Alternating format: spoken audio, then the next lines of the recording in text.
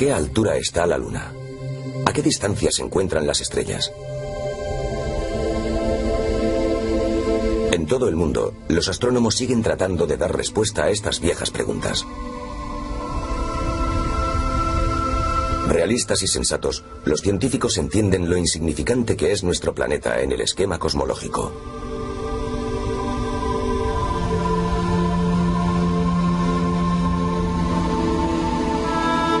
Desde la época de los antiguos egipcios, el cielo apenas ha cambiado.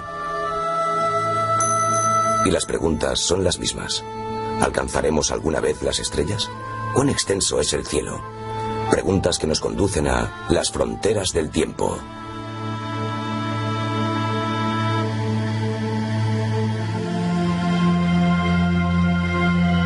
En nuestra búsqueda de un sistema para medir el universo, la Luna es nuestra primera parada.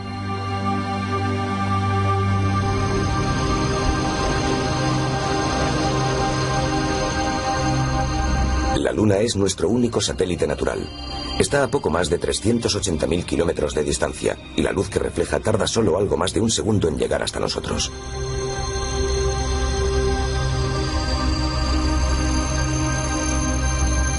La Tierra es uno de los 9 planetas que orbita alrededor del Sol. Nuestra estrella está a unos 150 millones de kilómetros de distancia y su luz tarda más de 8 minutos en llegar hasta nosotros.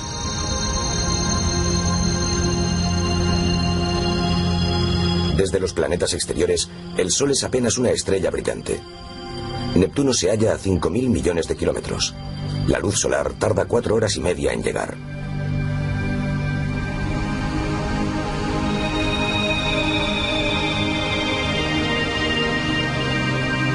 Más allá de los planetas están las estrellas. Todas parecen iguales a simple vista, como si solo tuvieran 2 dimensiones. Ahora, gracias a la astronomía, sabemos mucho sobre su naturaleza y sobre la distancia a la que se encuentran.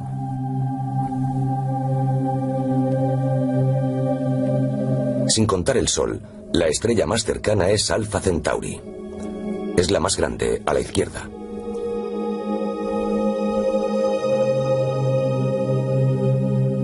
Alpha Centauri está a 40 billones de kilómetros de la Tierra.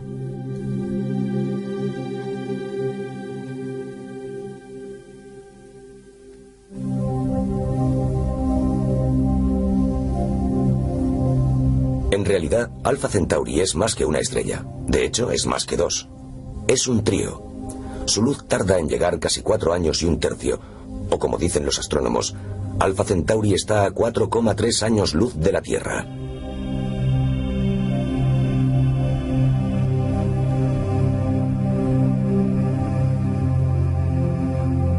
Desde aquí, a esta distancia, el Sol es un punto, una modesta estrella visible a simple vista.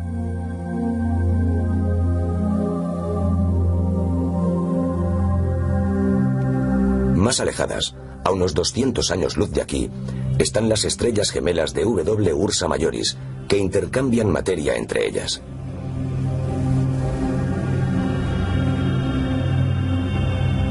Más lejos, llegamos a la constelación de Orión. Desde la Tierra sus estrellas parecen estar cerca entre ellas, en un plano de 2 dimensiones. Aquí nos damos cuenta de la existencia de una tercera dimensión, la profundidad, que hace que estén a diferentes distancias.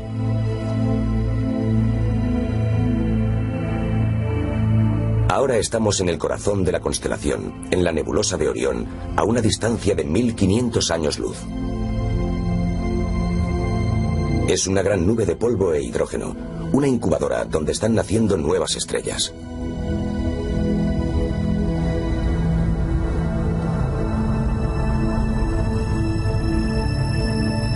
Si siguiéramos viajando a la velocidad de la luz, tardaríamos otros 30.000 años en alcanzar el centro de nuestra galaxia.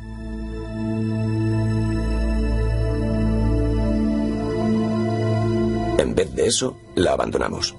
Viajaremos hasta un punto desde donde es posible ver entera a nuestra galaxia, la Vía Láctea, una espiral de 200.000 millones de estrellas.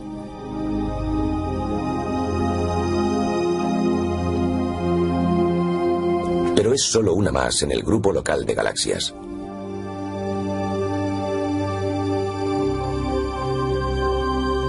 Este grupo es a su vez una parte de otro mucho más grande, de un supercúmulo de galaxias.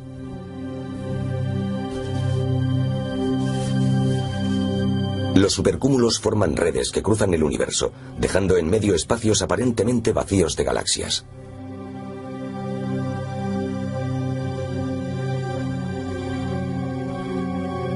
Pero hay mucho más en el cosmos de lo que podemos percibir por la vista. Más del 90% de su masa es invisible. A esta masa que no vemos se le conoce como materia oscura, un mar de partículas exóticas que posiblemente llena el universo.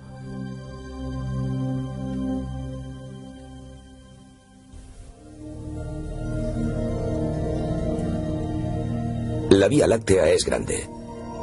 Un haz de luz viajando a 300.000 kilómetros por segundo tardaría 100.000 años en cruzar nuestra galaxia.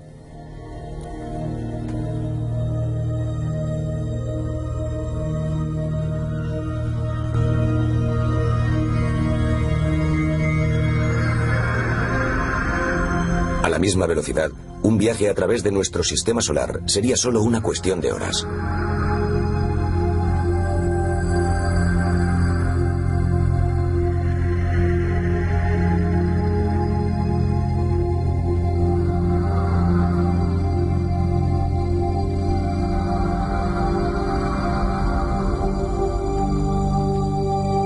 ¿Cómo han averiguado todo esto los astrónomos? ¿Cómo aprendieron a medir el universo? La historia comienza hace más de 2000 años, en Egipto. Implica geometría básica, un tipo de cálculos familiares a los constructores de templos. Esto dio al mundo la primera unidad de medida astronómica, una unidad tan grande como el mundo.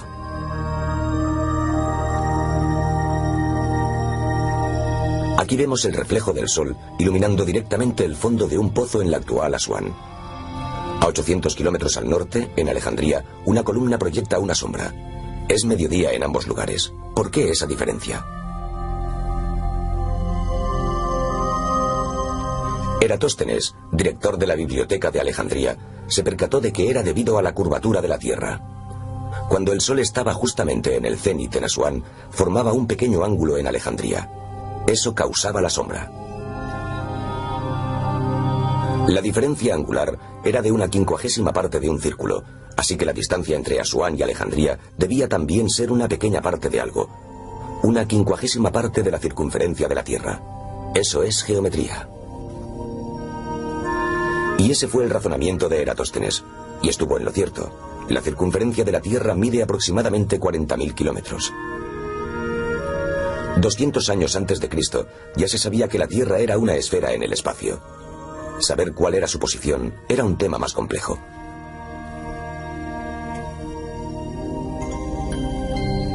Una antigua idea griega situaba a la Tierra en el centro de todas las cosas. Alrededor de ella, fijas en una serie de esferas de cristal, orbitaban la Luna, el Sol, los planetas y las estrellas.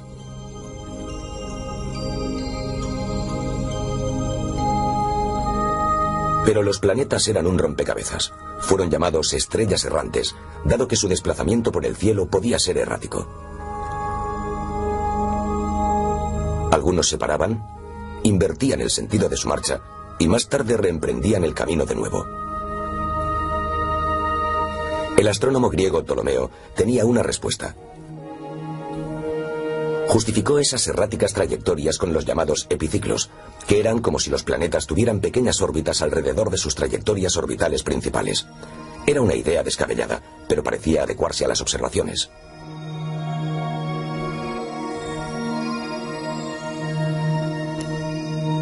Parecía funcionar con planetas como Venus y Mercurio, que cruzan raudos el cielo en el crepúsculo.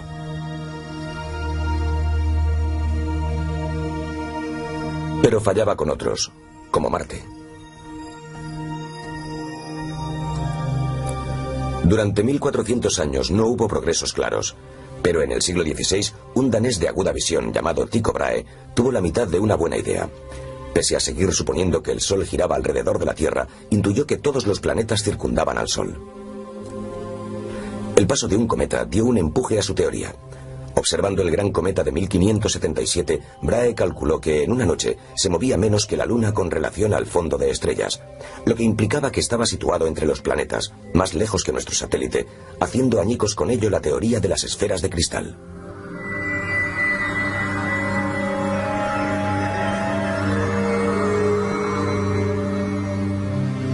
Pero Brahe todavía situaba la Tierra en el centro del universo. El astrónomo y clérigo polaco Nicolás Copérnico asestó un duro golpe a esa teoría. Él puso a la Tierra en su lugar como planeta que se movía en órbita alrededor del Sol.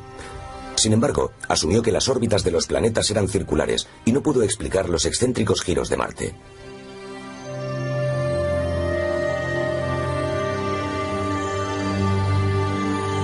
Un matemático alemán, Johannes Kepler, sí pudo. Dedujo que las órbitas de los planetas no son circulares, sino elípticas, y que la velocidad de los planetas depende de su distancia al Sol.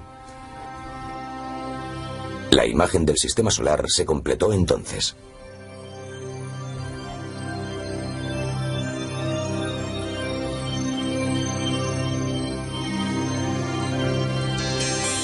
Más tarde entró en escena el científico inglés Isaac Newton, quien amplió el conocimiento sobre las órbitas con su famosa teoría de la gravedad.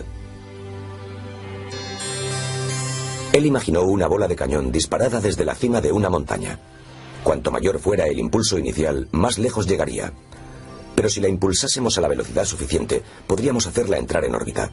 Se convertiría en un satélite, como la Luna, orbitando alrededor de la Tierra.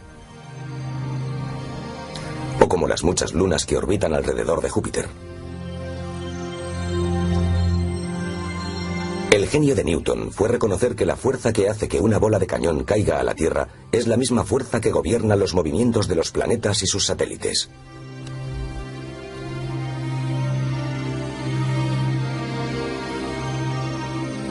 Es la fuerza que dicta la velocidad de las órbitas. En el sistema solar, cuanto más cerca está un planeta del Sol, más rápidamente se mueve para permanecer en órbita.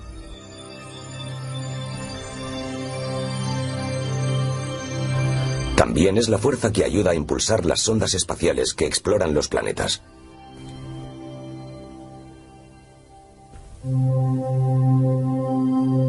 Como vemos, en el amanecer de la astronomía moderna había un mapa del sistema solar, pero era un mapa sin escala. El punto es Venus, cruzando por delante del Sol. Este hecho, que se llama tránsito, sucede cuando Venus pasa exactamente entre el Sol y nosotros. Visto desde dos lugares distintos en la Tierra, Venus traza dos trayectorias diferentes por delante del Sol. Esa diferencia es una de las claves para determinar distancias. Simples cálculos trigonométricos proporcionaron a los astrónomos una escala para el sistema solar.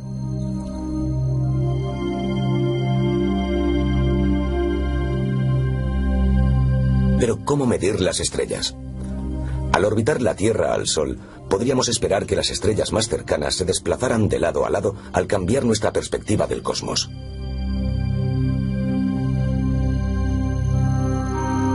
Los astrónomos buscaron en vano el efecto. Pero un danés llamado Olaus Rømer encontró otro efecto de la órbita de la Tierra alrededor del Sol. Mientras observaba cómo Júpiter era eclipsado por sus satélites, descubrió que ese fenómeno sucedía antes de lo previsto cuando la Tierra y Júpiter estaban en sus órbitas en el mismo lado del Sol. Los eclipses, sin embargo, se retrasaban cuando la Tierra y Júpiter estaban en lados opuestos. La razón era el tiempo que tardaba la luz en recorrer la distancia de Júpiter hasta la Tierra. Así Rømer demostró que la velocidad de la luz era mensurable, no infinita.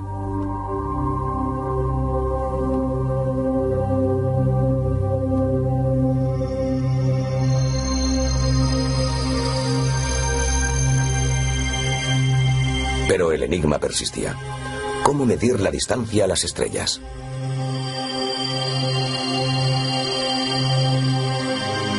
Al hacerse más grandes los telescopios, más y más estrellas surgían a la vista.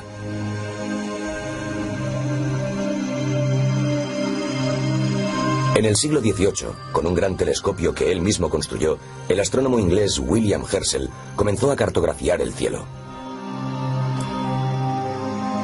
Cuidadosamente se dedicó a contar las estrellas. Había millares. Dibujó una carta celeste con sus localizaciones y situó al Sol cerca del centro.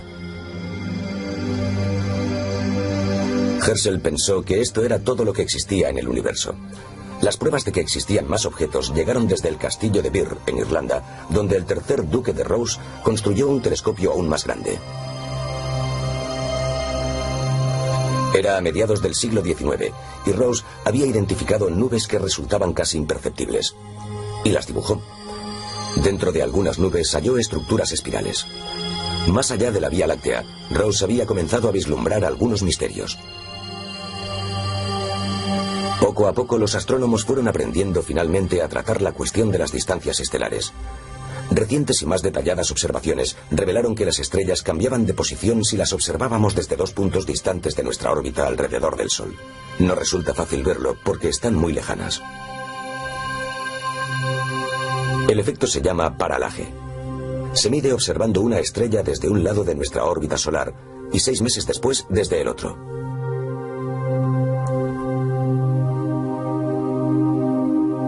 La diferencia de posiciones de la estrella depende de su distancia a nosotros. Cuanto más cercana esté, más se desplaza. Los astrónomos descubrieron que las estrellas están increíblemente lejos, a muchos años luz de distancia. La astronomía progresaba rápidamente. Los científicos hicieron pasar la luz de las estrellas a través de prismas. De esta manera obtuvieron mucha información de ellas a partir del arco iris de su espectro. La técnica todavía se utiliza hoy. Como una huella digital, cada estrella tiene un espectro único. Analizado con un espectroscopio, revela entre otras cosas su composición, temperatura y tamaño.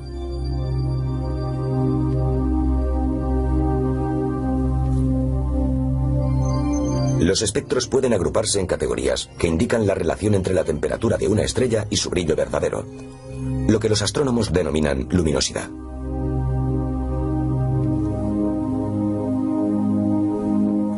Una estrella amarilla, como nuestro Sol, tiene un grado de luminosidad de 1. Estrellas más luminosas que brillan de color azul tienen un grado 10. O 100. O incluso 1000. Si se conoce la temperatura y la luminosidad, entonces es posible resolver la distancia de una estrella. Por ejemplo, si sabemos a partir de su espectro que la gran estrella a la izquierda es cientos de veces más luminosa que la estrella de la derecha, entonces, ¿por qué brillan ambas con la misma intensidad? La respuesta es que la luz disminuye con el cuadrado de la distancia. Así pues, en realidad, la estrella grande está 10 veces más lejos de nosotros que la pequeña.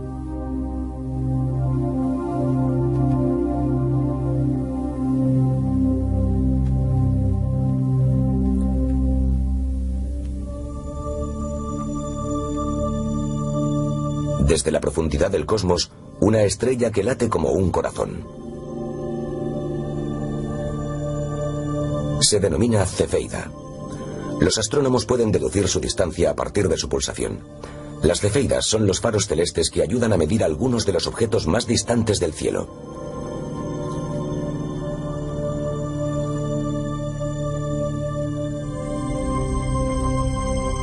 Las cefeidas laten en cúmulos globulares, agrupaciones de estrellas que pueblan los alrededores del disco principal de nuestra galaxia. Midiendo el pulso de una cefeida, puede conocerse la distancia al cúmulo. Los cúmulos globulares están demasiado alejados para ser medidos con el método de paralaje.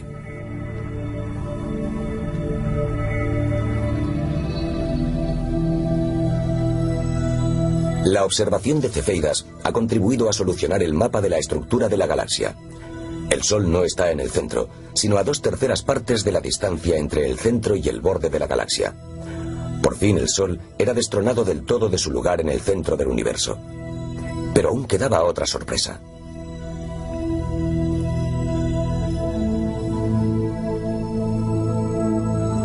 Los observadores la habían estado viendo desde épocas antiguas. Era una pequeña mancha borrosa en la constelación de Andrómeda. ¿Estaba cerca o lejos? Nadie lo sabía. En 1923, el astrónomo americano Edwin Hubble descubrió cefeidas en los bordes externos de la mancha, tan débiles que sin duda se debían encontrar mucho más allá de las estrellas de nuestra propia galaxia. Hubble estaba observando otra galaxia a más de 2 millones de años luz de distancia. Mientras Hubble escudriñaba las profundidades del espacio, encontró más y más galaxias de distintas formas y tamaños.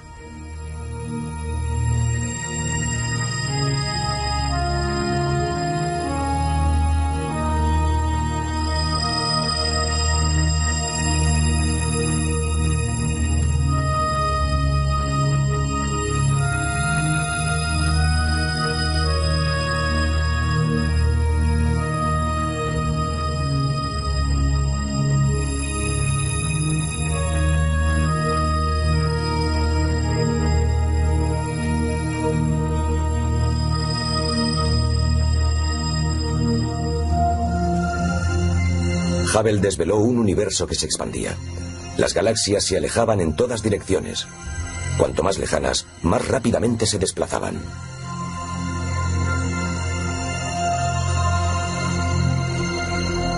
La prueba estaba en su luz. Se desplazaba hacia el extremo rojo del espectro, lo que significaba que las longitudes de onda se alargaban.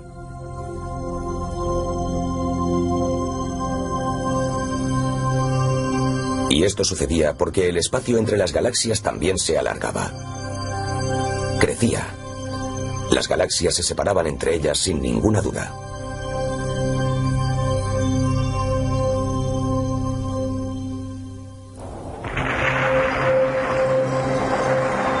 Edwin Hubble había tropezado con una pista sobre el origen del universo. El Big Bang, la gran explosión. Sus brillantes observaciones revelaron un universo en expansión.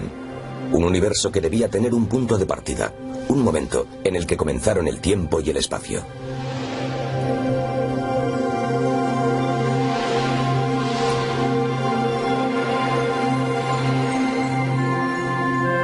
Hoy, en los nuevos templos de la astronomía, la búsqueda de los límites del universo continúa. Pero nuestros instrumentos son aún muy toscos. Las observaciones llevadas a cabo con los telescopios ópticos de mayor alcance del mundo tienen un margen de error próximo al 30%. Necesitamos dispositivos más perfeccionados. Como el satélite Hiparco, libre de la distorsión atmosférica, examinó las estrellas más cercanas, midiendo distancias como nunca antes se había logrado. Otro instrumento es el telescopio espacial Hubble, que continúa el trabajo del mismo Edwin Hubble. En 1994 estudió las cefeidas de una galaxia demasiado distante para los telescopios terrestres. Sus observaciones produjeron un inesperado vuelco a la astronomía. Las cefeidas fijaron la distancia de la galaxia en 50 millones de años luz. Esa distancia, combinada con el desplazamiento al rojo de su luz, indicaba a los astrónomos que el universo tenía solo 9 o 10 mil millones de años de edad. Si el universo era tan joven, ¿cómo es posible que se conozcan estrellas mucho más viejas? ¿Será que las cefeidas envían señales falsas?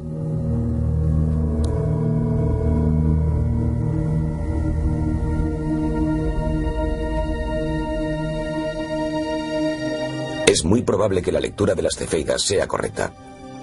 También puede ser que lleve años interpretarlas de forma adecuada. Nuestro conocimiento del Big Bang bien pudiera estar totalmente equivocado. De hecho, ¿seguro que hubo un Big Bang? Y si no lo hubo, ¿por qué el universo se expande? Estas son las preguntas a las que se enfrentan los científicos mientras avanzan lentamente hacia las fronteras del tiempo.